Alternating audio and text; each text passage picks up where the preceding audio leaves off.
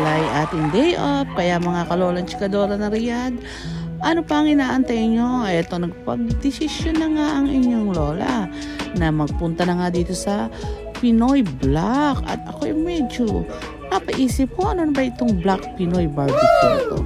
So, eto na nga at aming tinikman. So, guys, at eto, isinerwang aming tea. Yan ang unang aming ininom at talaga namang super lamig at super sarap ng pagkakatimpla. At ito ay tamang-tama sa lasa. So, after this, eto at kami ay kumain. Sa sobrang lalaki talaga ng mga chicken nila. Ang kanin ko talaga, binuhusan ko ng binuhusan ng chicken oil. Ito nagpapasarap talaga sa inasal. Kaya eto, nag-order din nga pala kami ng tom yum. At medyo maanghang siya, pero ang sabi ng kasama ko dito ay super sarap daw. Tamang-tama daw talaga ang lasa. Kaya sulit na sulit daw ang kanilang ibinayad. So guys, halika kayo at tayo magsimula ng kumain.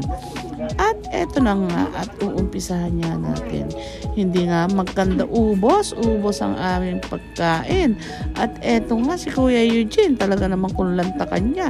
Ayan, at lumalabit pa at panayhigo pa niya. Kaya ano pang inaantay nyo mga ka-OFW sa Riyadh? Pumunta na kayo dito. At eto nga pala, ipinakita ko nga pala sa inyo kung gaanong kalaki ang chicken nila.